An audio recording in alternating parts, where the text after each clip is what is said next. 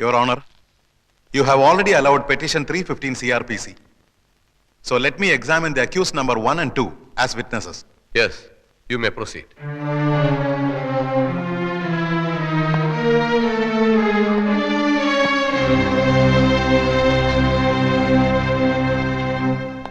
നിങ്ങളും രണ്ടാം പ്രതി രാമകൃഷ്ണനും അന്യായക്കാരുടെ വീട്ടിൽ എന്തിനു പോയി? ഞങ്ങൾ താമസിക്കുന്ന വീട്ടിൽ വന്ന് അവർ ഞങ്ങളെ കാപ്പ് കുടിക്കാൻ ക്ഷണിച്ചു, അതുകൊണ്ട് പോയി. അപ്പോൾ അവരുടെ വീട്ടിൽ ആരൊക്കെ ഉണ്ടായിരുന്നു? അവരും അവരുടെ ജോലിക്കാരിയും. നിങ്ങൾ കാപ്പി കുടിച്ചോ? ഇല്ല. എന്തുകൊണ്ട് കുടിച്ചില്ല? കുടിക്കാൻ തുടങ്ങുന്നതിന് മുമ്പ് പെട്ടെന്ന് ആ സ്ത്രീ ഒരു കത്തിയെടുത്ത് അവരുടെ വെയിൻ കട്ട് ചെയ്ത് മരിക്കാൻ പോവുകയാണെന്ന് പറഞ്ഞു. ഞങ്ങൾ അവരെ തടയാൻ ശ്രമിച്ചു. വേറെ ഒന്നും സംഭവിച്ചില്ലേ? ഇല്ല. ഇതിനു മുമ്പ് നിങ്ങൾ ഏതെങ്കിലും ക്രിമിനൽ കേസിൽ പെട്ടിട്ടുണ്ടോ? ഇല്ല. നിങ്ങൾ കല്യാണം കഴിച്ചാണോ? അല്ല. എന്തുകൊണ്ട് കല്യാണം കഴിച്ചില്ല? ഒരു സ്ത്രീയെ കല്യാണം കഴിച്ച അവളെ കടപ്പറയിലെ ഒരു ഉപകരണമാക്കി മാറ്റാൻ എനിക്ക് സാധിക്കില്ല എന്നുള്ളതുകൊണ്ട്. സ്ത്രീകളോടുള്ള നിങ്ങളുടെ മനോഭാവം എന്താണ്? സ്ത്രീ അമ്മയാണ്, ദൈവമാണ്. That's all, Your Honor.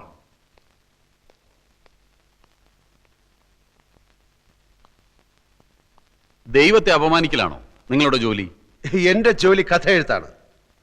അല്പം മുമ്പ് നിങ്ങൾ പറഞ്ഞു സ്ത്രീ അമ്മയാണ്, ദൈവമാണെന്നൊക്കെ. അങ്ങനെ പറഞ്ഞ നിങ്ങൾ ഗസറ്റ് ഡിയക്ഷി എന്ന ആഭാസകരമായ ഒരു നോവൽ എഴുതി സ്ത്രീ വർഗത്തെ തന്നെ അപമാനിക്കാൻ ശ്രമിക്കുകയാണെന്ന് ഞാൻ പറഞ്ഞാൽ നിഷേധിക്കാൻ പറ്റുമോ? നോവലല്ല, ജീവിതം. ഓഹോ, സ്ത്രീയെക്കുറിച്ചുള്ള നിങ്ങളുടെ കാഴ്ചപ്പാടല്ലേ ആ നോവലിൽ എഴുതിയിരിക്കുന്നത്? അല്ല, ഈ ലോകത്ത് നല്ല സ്ത്രീകളും ചീത്ത സ്ത്രീകളുമുണ്ട്. നല്ല സ്ത്രീകളെ നായികമാരാക്കി ഞാൻ ധാരാളം നോവലുകൾ എഴുതിയിട്ടുണ്ട്.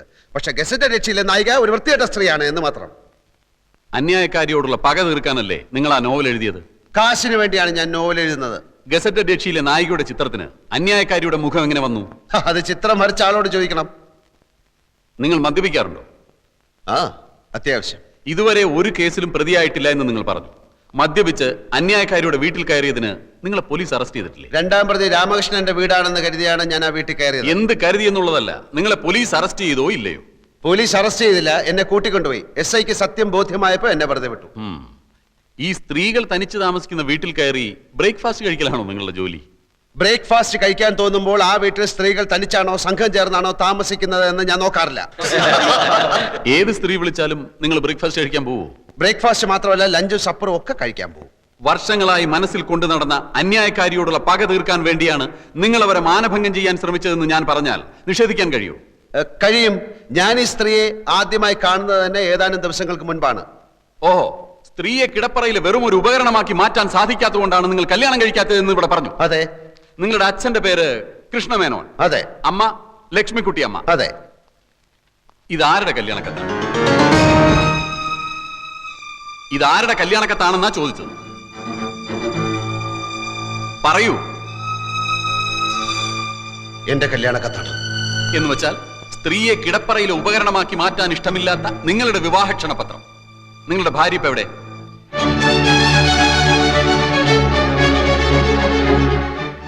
ഞാൻ കല്യാണം കഴിച്ചിട്ടില്ല. കഴിച്ചിട്ടില്ലേ? അപ്പൊ കല്യാണം കഴിക്കാതെ ചുമ്മാ കല്യാണക്കത്തടിച്ച് വിതരണം ചെയ്യലാണോ നിങ്ങളുടെ ഹോബി? മറുപടി പറയൂ. അന്ന് അങ്ങനെ സംഭവിച്ചു. എന്താണ് സംഭവിച്ചതെന്ന് ഞാൻ പറയാം. കല്യാണം ഉറപ്പിച്ചു, കല്യാണക്കത്തടിച്ചു, ആളുകളെ ക്ഷണിച്ചു. കല്യാണ തീയതി അടുത്തപ്പോഴാണ് വധു അറിയുന്നത് നിങ്ങൾ ഒരു ആഭാസനാണ്. അങ്ങനെ ആ പെൺകുട്ടി കല്യാണത്തിന് വിസമ്മതിച്ചു. അതല്ലേ സത്യം? അല്ല. ആണെന്ന് ഞാൻ പറയുന്നു. അന്നു മുതൽ ആ പെൺകുട്ടിയോട് നിങ്ങൾക്ക് തീർത്താൽ തീരാത്ത പകയായി. അന്നത്തെ ആ പെൺകുട്ടിയാണ് ഈ കേസിൽ അന്യായക്കാരി പ്രിയദർശിനി എന്ന് ഞാൻ പറഞ്ഞാൽ നിങ്ങൾക്ക് നിഷേധിക്കാൻ കഴിയും?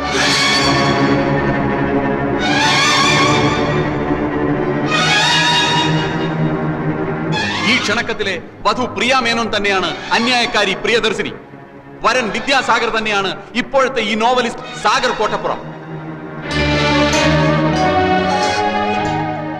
യുവർ ഓണർ, അന്ന് തന്നെ നിഷേധിച്ച പെൺകുട്ടിയോടുള്ള മുൻ വൈരാഗ്യം തീർക്കാൻ വർഷങ്ങളായി അവസരം തേടി നടന്ന പ്രതി ഒടുവിൽ ഈ കിട്ടിയ സന്ദർഭം ഇവിടെ ഉപയോഗപ്പെടുത്തുകയായിരുന്നു എന്നുള്ളതാണ് സത്യം. That's all, your owner.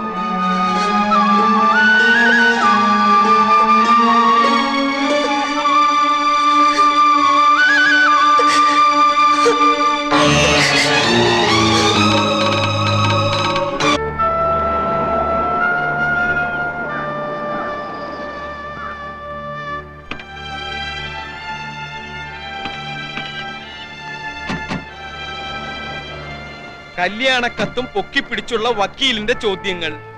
അന്തം വിടുന്ന നായകൻ ഒരു വശത്ത്, ഞെട്ടിത്തരിക്കുന്ന നായിക മറുവശത്ത്. ഈ കോടതി രംഗം അതേപടി ഒരു അധ്യായമാക്കാം. വായനക്കാരന്റെ കണ്ണ് തള്ളും, ഞരമ്പുകൾ വലിഞ്ഞു മുറുകും. ചൂടാറുന്നതിന് മുമ്പ് ഈ മാറ്റർ ഇങ്ങോട്ട് എഴുതി തന്നേക്ക്.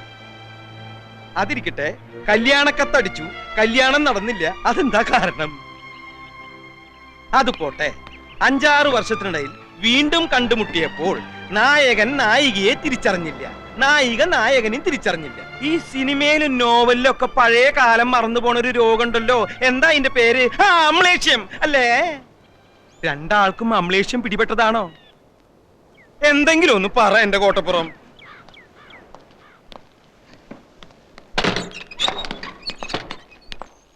ഇപ്പൊ തന്നെ എഴുതി തന്നാ ഇപ്പൊ തന്നെ കമ്പോസിങ്ങിന് കൊടുക്കാം. നായകനും നായികയ്ക്കും അമ്ലേഷ്യം വേണ്ട, വായനക്കാര് വിശ്വസിക്കില്ല. ഒരാൾക്ക് മതി അമ്ലേഷ്യം. ഗസറ്റഡ് യക്ഷി അധ്യായം 6 അമ്ലേഷ്യം എന്ന ടൈറ്റിലും കൊടുക്കാം. കഴിഞ്ഞ ലക്കത്ത് കഥ എവിടെയാ നിൽക്കുന്നതെന്ന് അറിയോ? എവിടെ നിർത്തിയിരിക്കണേ? അതറിയാതെ ചുമ്മാ അമലേഷ്യം അമലേഷ്യം പുലമ്പിയിട്ട് കാര്യമില്ല. അമലേഷ്യം അങ്ങനെ ഒരു വാക്കില്ല. പിന്നെ ഈ മറവി രോഗത്തിന്റെ പേരെന്താന്ന്? അതൊന്നും അല്ല ഇവിടുത്തെ പ്രശ്നം. സാഹിത്യകാരൻ ജയദേവനെ അനിത വശത്താക്കി ദിലീപും ജയദേവനും ഈ പ്രശ്നത്തിൽ പൊരിഞ്ഞ അടി നടന്നു. ദിലീപ് മരിച്ചു, ജയദേവൻ ഒളിവിൽ പോയി. അവിടെയാ കഴിഞ്ഞ ലക്കം അവസാനിക്കുന്നത്. അടുത്ത ലക്കത്തിൽ പെട്ടെന്ന് എങ്ങനെ നായകനും നായികയും കോടതിയിലെത്തും? നായകനെ പോലീസ് പിടിക്കട്ടെ. എന്നിട്ട് നായകൻ പോലീസിനോട് പറയുന്നു നായികയുടെ പ്രേരണ മൂലമാണ് താൻ ദിലീപിനെ കൊന്നതെന്ന്. അപ്പൊ നായികയും പോലീസ് പിടിക്കും. അങ്ങനെ നായകനും നായികയും കോടതിയിൽ മുഖാമുഖം നിൽക്കും. വക്കീൽ ചോദ്യങ്ങൾ ചോദിക്കും. പെട്ടെന്നാണ് കഥയിൽ ട്വിസ്റ്റ് വരുന്നത്. അവർ പണ്ടെന്നോ കല്യാണക്കത്തടിച്ചിട്ടും കല്യാണം കഴിക്കാത്തവർ. അമ്ലേഷ്യം. എന്താ കുഴപ്പം? സാറിന്റെ അത്രയും മണ്ടന്മാരല്ല ഇവിടുത്തെ വായനക്കാർ. വായനക്കാർക്ക് അമ്ലേഷം പിടിപെട്ടാലും മതിയല്ലോ. എല്ലാം കോട്ടപ്പുറം തീരുമാനിച്ചോളൂ. പക്ഷെ എന്ത് എഴുതിയാലും വായനക്കാരന്റെ കണ്ണ് തള്ളണം, ഞരമ്പ് വലിഞ്ഞു മുറുകണം. ഒന്ന് എഴുതി തരൂന്നേ. ഒന്നിങ്ങോട്ട് വന്നേ. എന്തിനാ? അല്ല, ഒന്നിങ്ങോട്ട് വരൂ. കസേര എവിടെ ഇരുന്നോട്ടെ? ആയിരുന്നോട്ടെ. വരുന്നുട്ടോ കോട്ടപ്പുറം. അമ്ലേഷ്യം. ഇയാൾ എവിടുത്തുകാരനാടോ? ചങ്ക് പൊട്ടി നിൽക്കുന്ന ഒരു മനുഷ്യനോട് ഇങ്ങനെയാണോ സംസാരിക്കുന്നത്? കോടതി രംഗം കഥയാക്കണത്രേ. കോടതിയിൽ കണ്ടത് അയാളുടെ ജീവിതമാണ്. അത് തന്റെ അളിഞ്ഞ വാരികയിൽ എഴുതാനുള്ളതല്ല. അളിഞ്ഞ വാരിക? മഞ്ചാടിയോ? എന്നെ പറഞ്ഞാൽ ഞാൻ സഹിക്കും. വാരികയെ പറ്റി പറഞ്ഞാലുണ്ടല്ലോ. ഇറങ്ങി പോടോ, ഒച്ച വെക്കാതെ. എന്നോട് ഇറങ്ങി പോവാനോ? താൻ ഇറങ്ങടോ ആദ്യം. ഞാനാ ഈ മുറിക്ക് വാടക കൊടുക്കണേ, അല്ല തന്റെ അപ്പാപ്പനെ. നമ്മൾ തമ്മിലുള്ള മുൻപരിചയമൊക്കെ ഞാൻ മറന്നുപോയി. കാരണം എനിക്ക് അമ്നേസിയാണ്. നമ്മൾ തമ്മിലുള്ള ധാരണ അനുസരിച്ച് കേസിൽ അനുകൂലമായ വിധി നേടിയെടുക്കുക എന്നുള്ളതായിരുന്നു ആവശ്യം. അതിനു വേണ്ടുന്നതേ ഞാൻ ചെയ്തുള്ളൂ. ഒരു കാര്യം മാത്രമേ എനിക്കറിയണ്ടു. എന്തുകൊണ്ട് ഈ വിവരം നേരത്തെ എന്നോട് പറഞ്ഞില്ല? പറഞ്ഞതുകൊണ്ട് കേസിന് പ്രത്യേകിച്ച് എന്തെങ്കിലും ഗുണം ഉണ്ടാവുമെന്ന് എനിക്ക് തോന്നിയില്ല. മാത്രമല്ല, ഞാൻ മറ്റൊരു രീതിയിലാണ് ചിന്തിച്ചത്.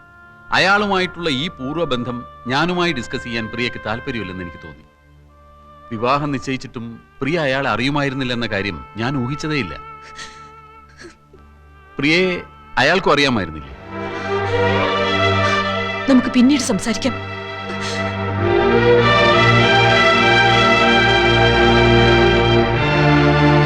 സർ, ഇനി ഈ കേസ് പ്രൊസീഡ് ചെയ്യാൻ എനിക്ക് താല്പര്യമില്ല.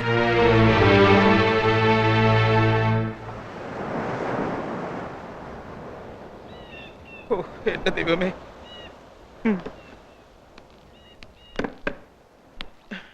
അതേ കിടപ്പ് തന്നെ. എഴുതാനുള്ള ഒരു നീക്കവും കാണുന്നില്ല. എന്നെ വേണമെങ്കിൽ ഒന്നുകൂടി തല്ലിക്കോ. എന്റെ സങ്കടം ഞാൻ പിന്നെ ആരോടാ പറയാ? എഴുന്നേൽക്ക കുടിക്കുക കെടുക്കുക, എഴുന്നേൽക്ക കുടിക്കുക കെടുക്കുക. സ്കോച്ച് വേണമെന്ന് പറഞ്ഞപ്പോ അതും വാങ്ങിച്ചു കൊടുത്തു. രൂപ എത്രയാ പൊടിച്ചത്? തഹസിൽദാർ സാറിന് അറിയോ? ഈ നാട്ടിൽ വേറെ എഴുത്തുകാരില്ലഞ്ഞിട്ടല്ല. MT വാസുദേവൻ നായരും മഞ്ചാടിക്ക് ഒരു നോവൽ എഴുതി തരാന്ന് പറഞ്ഞിട്ട്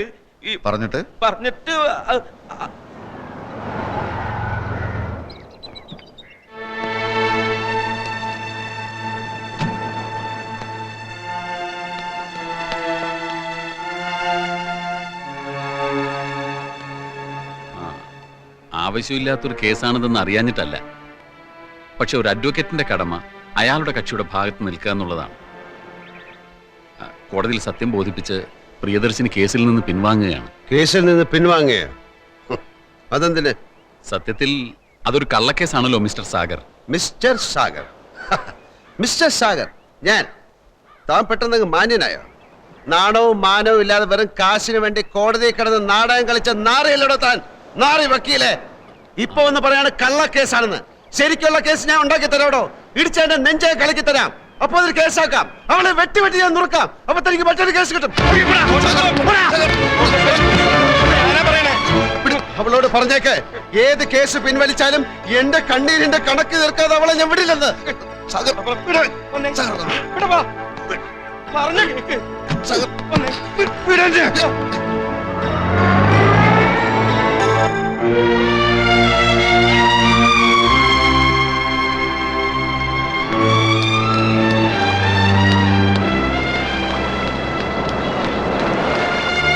കോട്ടപ്പുറം, കോട്ടപ്പുറം, നിക്ക്. ആത്മഹത്യ ചെയ്യരുത്. അതിന് മാത്രം ഇവിടെ ഒന്നും സംഭവിച്ചിട്ടില്ല. ആത്മഹത്യയോ? വിടറോ. സ്വസ്ഥമായിട്ടൊന്ന് ആലോചിക്കാനും സമ്മതിക്കില്ലേ? അതല്ല, പെട്ടെന്നൊന്നും മിണ്ടാതെ ഇങ്ങോട്ട് പോന്നപ്പോ. അത് പോട്ടെ, ഇപ്പൊ ആലോചിച്ച എന്താ? കഥയാണോ? ഈ കാണുന്നത് എന്താണ്? ഇത് കടലല്ലേ? അല്ലേ? ഈ കടലിന്റെ അക്കരെ എന്താണ്? കടലിനക്കരെ അക്കരെ കരയായിരിക്കും അല്ലേ? ഈ അറബിക്കടൽ കടന്നു നിന്നാൽ എത്തുന്നത് എവിടാണ്? ഗൾഫിൽ. ഗൾഫിലല്ലേ? അതെ, ഗൾഫ്. ഗൾഫ്.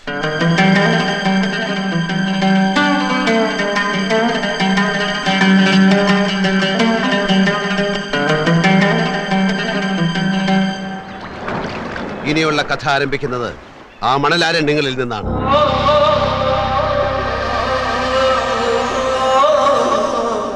അത് പക്ഷേ ഇതുവരെ എഴുതിയ കള്ളക്കഥയല്ല, യഥാർത്ഥ കഥ, എന്റെ ജീവിതം. ഇനി ഞാൻ എഴുതുന്നത് എന്റെ തന്നെ ജീവിത കഥയാണ്. ഗസറ്റഡ് യക്ഷിയും ജയദേവൻ എന്ന എഴുത്തുകാരനും ഇനി പ്രിയദർശിനിയും സാഗർ കോട്ടപ്പുറവുമായി ഇവിടെ പുനർജനിക്കുന്നു.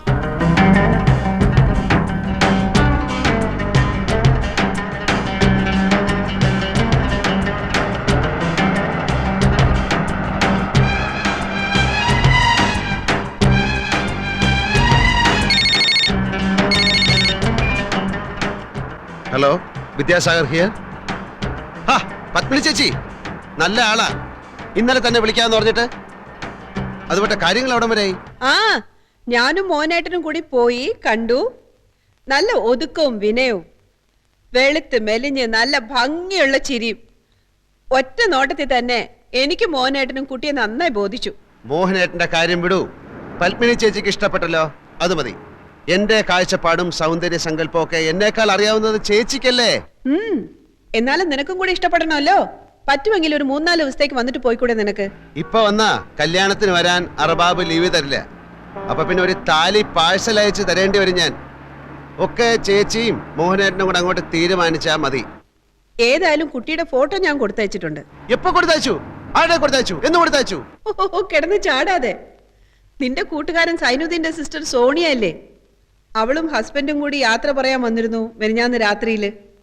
കയ്യോട് കൊടുത്തയച്ചിട്ടുണ്ട്. ഫോട്ടോ ഇപ്പൊ സൈനുദ്ദീന്റെ കൈ കിട്ടിക്കാണല്ലോ. അവൻ പറഞ്ഞില്ലേ? അവൻ പറഞ്ഞില്ല. കള്ള നമുക്ക് മറന്നു കാണും. ഞാൻ പിന്നെ വിളിക്കാം. ഇവിടെ പെട്ടെന്ന് കുറച്ച് ഭയങ്കര തിരക്കിലായിപ്പോയി.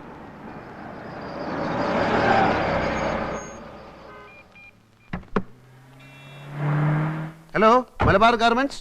ആര്? വിദ്യാർത്ഥനോ? ആ, ചൈനക്കൊണ്ടല്ലോ, കൊടുക്കാം. ഇക്കാ ഫോൺ. ആ, അതോ കിടക്കണം. മര്യാദയ്ക്ക് അടുക്കി വെക്കാൻ പറഞ്ഞ കേൾക്കൂല. ദാ ഫോൺ. എന്ത് ഫോണ്? നീ ഇതൊന്ന് ശരിക്കും അടുക്കി വെക്ക ആദ്യം. ഏതാ ഫോൺ? വിദ്യാർത്ഥന. എന്താണ് മോനെ കുട്ട, സുഖം തന്നെയോ? അടിച്ച് നിന്റെ കണ്ണിയാൻ പൊട്ടിക്കും. എടാ, ഞാൻ കെട്ടാൻ പോകുന്ന പെണ്ണിന്റെ ഫോട്ടോ നിന്റെ കൈ കിട്ടിയിട്ട് നീ എന്താ എനിക്ക് തരാത്തത്? തരാത്തത് വേറൊന്നും കൊണ്ടല്ല മോനെ, ഓളെ ഫോട്ടോ കണ്ടിട്ട് എനിക്ക് കൊതി തീരുന്നില്ല. ഇടിച്ചു നിന്നെ മര്യാദയ്ക്ക് ഫോട്ടോ ഇവിടെ എത്തിക്കടാ. നിന്റെ കമ്പനി എന്റെ മലബാർ ഗാർമെന്റ്സിന് 10,000 ലക്കോസ്റ്റ് ടീഷർട്ടിന്റെ ഓർഡർ തരാമെന്ന് പറഞ്ഞിട്ട് എന്തായി? എന്റെ കമ്പനി നിനക്ക് ഒരു ഓർഡറും തരാമെന്ന് പറഞ്ഞിട്ടില്ല. നീ പറഞ്ഞു 10,000 പീസസിന്റെ ഒരു ഓർഡർ നിനക്ക് വേണമെന്ന്. അത് നടക്കില്ലെന്ന് ഞാൻ അപ്പോഴേ പറഞ്ഞാണല്ലോ. എടാ, നീ ഒന്ന് മനസ്സിലാക്കണം. എത്രയോ കൊല്ലക്കാലം നമ്മൾ ഇന്ത്യക്കാരെ മുഴുവൻ അടിമകളാക്കി ഭരിച്ച ബ്രിട്ടീഷുകാരനാണ് നിന്റെ കമ്പനി മുതലാളി. എന്നോടുള്ളതിനേക്കാൾ ആത്മാർത്ഥ്യമൊന്നും അവനോട് കാണിക്കണ്ട. പണ്ട് നമ്മളെ അവൻ ചൂഷണം ചെയ്തു, ഇന്ന് നമ്മൾ അവനെ ചൂഷണം ചെയ്യണം. അതാണ് രാജ്യസ്നേഹം. ഓ, ഇതാണോ രാജ്യസ്നേഹം? ഞാൻ അറിഞ്ഞില്ല. നീ ഈ ഫോട്ടോ എപ്പോ എത്തിക്കും? നീ ടീഷർട്ടിന്റെ ഓർഡർ എപ്പോ തരും? ഓ, അത് ശരി.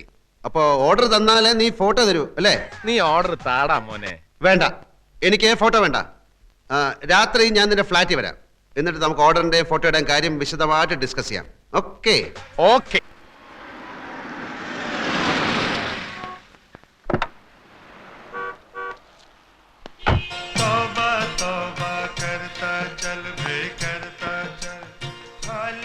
എന്റെ അല്ലോ രാത്രി ഫ്ലാറ്റിൽ വരാമെന്ന് ഞാൻ പറഞ്ഞില്ലായിരുന്നെങ്കിലേ നിന്നെ ഇപ്പൊ ഇങ്ങനെ കൈയോടെ പിടികൂടാൻ സാധിക്കില്ലായിരുന്നു. ടീഷർട്ടിന്റെ ഓർഡർ തന്നാലേ നീ ഫോട്ടോ തരൂ അല്ലേ? ഓർഡർ തന്നാലേ ഫോട്ടോ തരുമെന്ന് ഞാൻ പറഞ്ഞിട്ടില്ല. ഓർഡർ തന്നൂടേന്ന് അപേക്ഷിച്ചു, അത്രേ ഉള്ളൂ. അല്ല, ഭാവി ഭാര്യയുടെ ഫോട്ടോ കാണാനുള്ള എന്റെ അഭിനിവേശത്തെ നീ ബ്ലാക്ക്മെയിൽ ചെയ്യാൻ ശ്രമിച്ചു. എടുക്കടാ ഫോട്ടോ. അല്ലെങ്കിൽ നിന്റെ പെണ്ണിന്റെ ഫോട്ടോ എനിക്കെന്തിനാ? ഈ തിരക്കൊന്നും ഒഴിഞ്ഞോട്ടെ, നമുക്ക് ഒരുമിച്ച് ഫ്ലാറ്റിൽ പോയി ഫോട്ടോ എടുക്കാം. അപ്പൊ ആ ഫോട്ടോ ഇപ്പൊ നിന്റെ കയ്യിലില്ലേ? ഫോട്ടോ കൈ കൊണ്ട് കിടക്ക്. എന്തിന്? ആ ശരി, എനിക്ക് കാത്തിരിക്കാൻ തീരെ സമയമില്ല. ഇപ്പൊ തന്നെ പുറപ്പെട്. ഇപ്പോഴാ? നിന്നോട് വരാനാ പറഞ്ഞ. ഇങ്ങോട്ട് എടോ, ഈ തിരക്ക് ഞാൻ ഫോട്ടോ ഒക്കെ എടുത്തു തരാം. നീ ആദ്യം ഈ കൈയൊന്ന് വിട്. വേണ്ട, വേല കയ്യിലിരിക്കും. എന്നാലേ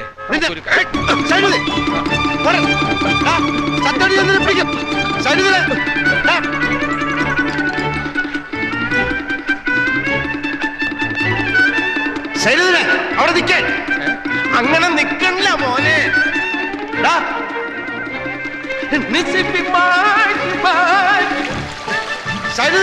ഇങ്ങോട്ട് ഇറങ്ങി വരാൻ.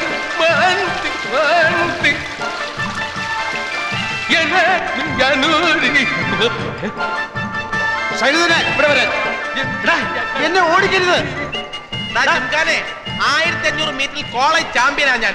ഫോട്ടോ എന്റെ കയ്യിൽ തന്നെ ഉണ്ട്. ടീഷർട്ടിന്റെ ഓർഡർ തരാതെ ഞാൻ ഇത് തരുന്ന പ്രശ്നമില്ല. പട്ടി.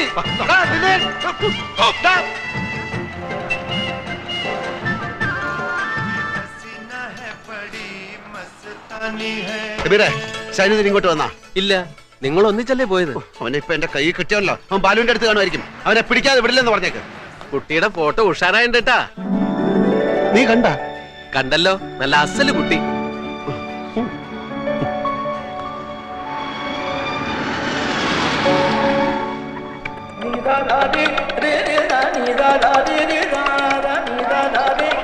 ബാലു, ബാലു. സഗർ, സൈനുദിൻ ഇങ്ങോട്ട് വന്നോ? കടലില്ലേ? ഇല്ല. എങ്കിൽ ചിലപ്പോ ജെയിംസിന്റെ അടുത്താണ്. ശരി. ആ സഗർ, കുട്ടിയുടെ photo ഉണ്ടോട്ടോ, കലക്കിയിട്ടുണ്ട്.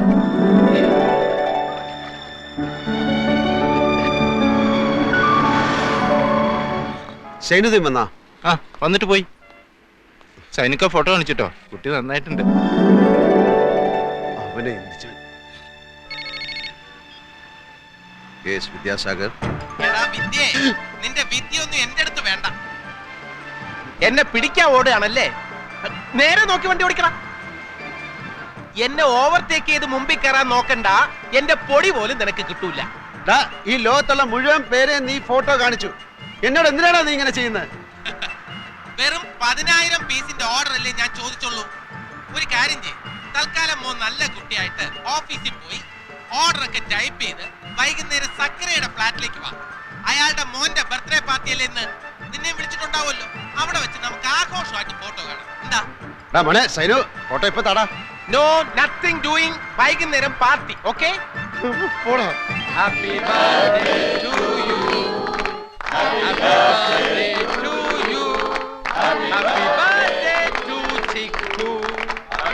Happy birthday to you. Happy birthday to you. Happy birthday Chikku. Happy birthday to Chikku. കുട്ടിയുടെ ഫോട്ടോ അസലായിട്ടുണ്ട്. ലേഡീസ് ആൻഡ് ജെന്റിൽമെൻ, എല്ലാരും ഇങ്ങോട്ടൊന്ന് ശ്രദ്ധിക്കൂ. സക്കറിയ ദമ്പതികളുടെ മകൻ ചിക്കുവിന്റെ ജന്മദിനം ആഘോഷിക്കാനാണല്ലോ നമ്മൾ ഇവിടെ ഒത്തുകൂടിയിരിക്കുന്നത്. നമ്മൾ മലയാളികൾ ഇതേപോലുള്ള ആഘോഷങ്ങളിൽ ഒന്നിച്ചു കൂടും, വെടിപറയും, ഭക്ഷണം കഴിക്കും, പിരിഞ്ഞു പോകും. അതോടെ തീർന്നു. നമ്മൾ മലയാളികൾക്ക് ഒത്തൊരുമയില്ല. പരസ്പര സഹകരണം എന്ന വാക്ക് നമ്മുടെ നിഘണ്ടുവിലേ ഇല്ല. അങ്ങോട്ടും ഇങ്ങോട്ടും നമ്മൾ ഒരു സഹായവും ചെയ്യില്ല. ഞാനിത് പറയാൻ കാരണം വിദ്യാസാഗർ നമ്മുടെയൊക്കെ കൂട്ടുകാരനാണ്. അവൻ കെട്ടാൻ പോകുന്ന പെണ്ണിന്റെ ഫോട്ടോ ദാ എന്റെ കയ്യിലുണ്ട്. വരട്ടെ. അവന്റെ കമ്പനി എനിക്ക് കുറച്ച് ടീഷർട്ടിന്റെ ഓർഡർ തന്നാലേ ഈ ഫോട്ടോ ഞാൻ അവന് കൊടുക്കൂന്ന് പറഞ്ഞിട്ടുണ്ട്. നിങ്ങൾക്കറിയാം, അവൻ എന്നെക്കാൾ ആരോഗ്യമുള്ളവനാണ്. അതുകൊണ്ട് ഈ ജിങ്കാന ഒരു ആക്രമണത്തിന് മുതിരുകയാണെങ്കിൽ നിങ്ങൾ എല്ലാവരും ചേർന്ന് എന്നെ രക്ഷിക്കണമെന്ന് അഭ്യർത്ഥിക്കുകയാണ്. വന്ന് എന്റെ ചുറ്റും നിൽക്കൂ പ്ലീസ്. അവൻ ആക്രമണത്തിന് മുതിർന്നു കഴിഞ്ഞു. എല്ലാവരും എന്നെ രക്ഷിക്കാൻ തയ്യാറെടുത്തോളൂ. നീ ഫോട്ടോ എടുക്ക. ഓർഡർ എടുക്ക്. നീ ഫോട്ടോ എടുക്കടാ. ഓർഡർ എടുക്കാൻ. ഫോട്ടോ ഓർഡർ എടുക്ക്. ഫോട്ടോ തന്നാലേ ഓർഡർ തരൂ, അല്ലെങ്കിൽ നീ ഇനി എന്നെ ബ്ലാക്ക്മെയിൽ ചെയ്യും. ആ കവറിനുള്ളിൽ ഓർഡർ ആണെന്ന് അറിഞ്ഞാലേ ഫോട്ടോ തരൂ. നിനക്ക് എന്നെ വിശ്വാസമില്ലേ? ഇല്ല. വിശ്വാസമില്ല എടാ, ഒരു സുഹൃത്ത് മറ്റൊരു സുഹൃത്തിനെ വിശ്വസിക്കണം. ഓർഡർ തരാത്ത കൂട്ടുകാരന്മാരെ വിശ്വസിക്കാൻ പാടില്ല.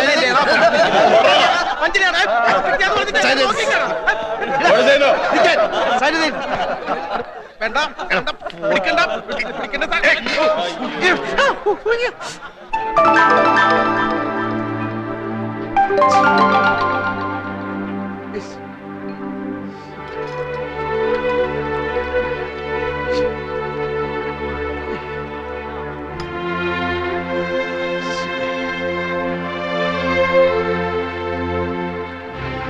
അല്ലോ, നല്ല കുട്ടിയായിരുന്നു.